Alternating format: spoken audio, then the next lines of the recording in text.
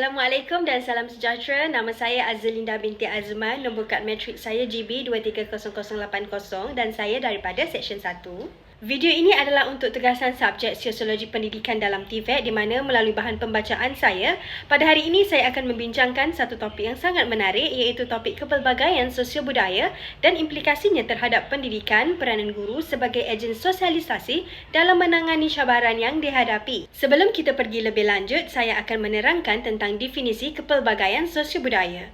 Menurut Kamus Dewan edisi keempat, kepelbagaian boleh didefinisikan sebagai berbagai-bagai. Pula boleh didefinisikan sebagai amalan berupa gaya hidup dan juga peradaban bagi masyarakat yang lahir daripada pelbagai pegangan. Manakala melalui bahan pembacaan saya, kepelbagaian sosio-budaya ini pula kita boleh lihat dari pelbagai aspek seperti contoh bahasa, bangsa, adat resam, struktur masyarakat ataupun kelas sosial, kepercayaan dan juga jantina. Dalam masyarakat kumpulan etnik, ciri-ciri perbezaan seperti bahasa, agama dan juga budaya menjadi penghalang kepada integrasi sosial dan perpaduan sukar untuk dicapai. Menyedari hakikat ini, maka para guru terutamanya bakal pendidik seperti saya, kita perlu memahami bahawa terdapat kepelbagaian sosio-budaya dalam masyarakat Malaysia terutamanya pelajar dan mengaplikasikannya dalam proses pengajaran dan pembelajaran, dan seterusnya kita dapat melahirkan masyarakat yang bersatu padu dan harmoni menjadi teras dalam Malaysia Madani.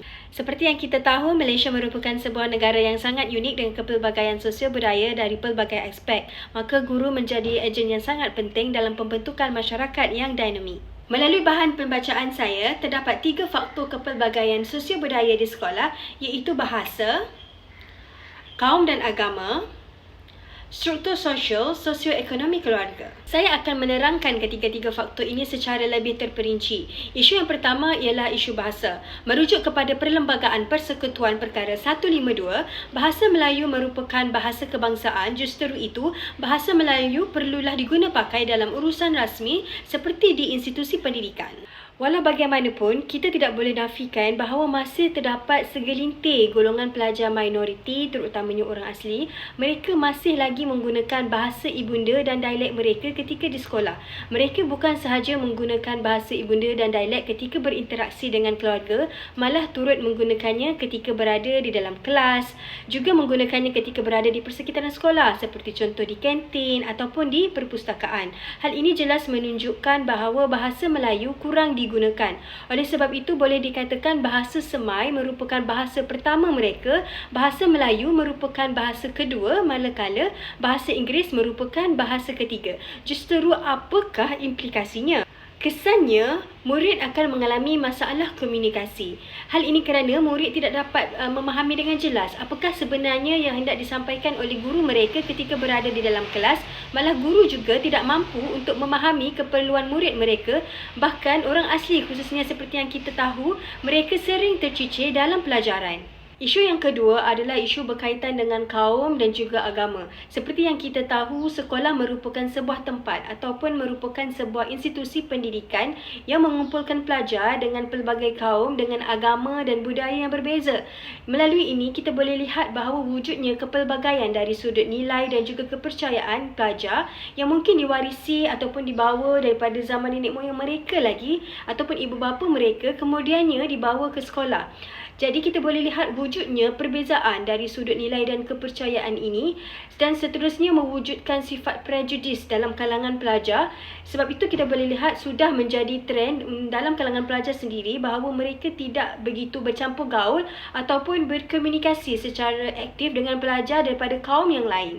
Isu yang ketiga adalah berkaitan struktur sosial ataupun sosioekonomi keluarga. Kita boleh lihat bahawa keluarga yang datang daripada golongan berpendapatan rendah, mereka sememangnya tidak mampu untuk menyediakan kelengkapan untuk anak-anak mereka belajar, seperti contoh pakaian ataupun alatan persekolahan ataupun buku-buku rujukan sekalipun. Seperti yang kita tahu, terutamanya pelajar di dalam peringkat pengajian tinggi, buku-buku rujukan mereka agak mahal. Jadi segelintir ibu bapa sememangnya tidak mampu untuk menyediakan kelengkapan untuk anak mereka belajar. Hal ini kita boleh jelas boleh kita lihat apabila pandemik COVID melanda negara beberapa tahun lepas, di mana hanya segelintir ibu bapa sahaja yang mampu menyediakan kelengkapan yang lengkap untuk anak-anak belajar.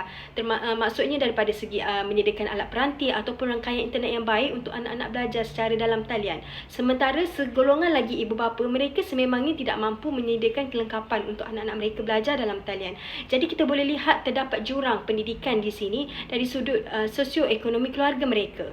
Implikasi daripada terdapatnya jurang perbezaan ini, saya boleh katakan bahawa pelajar yang datang daripada golongan yang kurang berkemampuan ini, mereka akan rasa kurang bermotivasi untuk ke sekolah ataupun untuk belajar kerana mereka merasakan bahawa mereka tidak mempunyai kelengkapan yang lengkap, sama seperti rakan-rakan mereka yang lain. Walau bagaimanapun, saya tidak dapat nafikan bahawa masih ada lagi di antara mereka yang ingin keluar daripada keadaan ekonomi keluarga yang rendah, namun disebabkan ketidakmampuan ibu bapa mereka menjadi faktor penghalang untuk mereka mengubah nasib keluarga.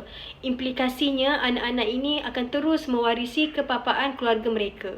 Oleh sebab itu, saya rasakan sangat tidak adil apabila golongan pelajar yang kurang berkemampuan ini, mereka harus bersaing dengan golongan yang datang daripada keluarga yang mampu untuk merebut tempat di asrama penuh dan MRSM. Sedangkan matlamat asal penumbuhan MRSM pada tahun 1972 adalah untuk menolong dan memberi bantuan persekolahan untuk murid-murid Bumi Putra dan juga luar bandar yang berpotensi dalam pendidikan.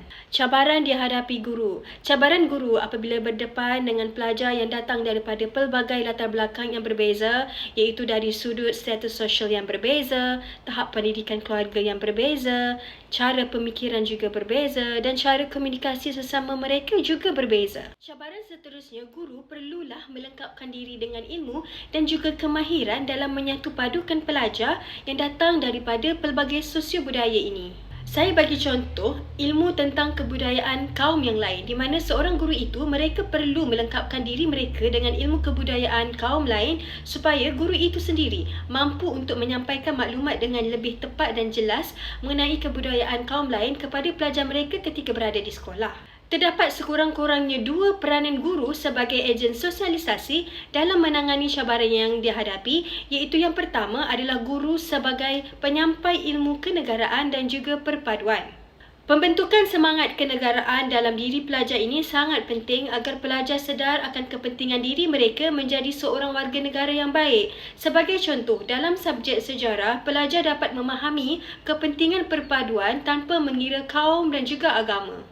Seterusnya, guru sebagai murabbi ataupun suri teladan, di mana guru umpama cermin dan berperanan dalam menyemai nilai murni dalam kalangan pelajar. Sebelum saya akhiri perkongsian saya pada hari ini, saya boleh simpulkan bahawa peranan sekolah sebagai institusi yang sangat penting dalam membantu kepada pembentukan perpaduan kaum melalui proses sosialisasi dalam melibatkan pelbagai ejen seperti guru dan juga rakan sebaya.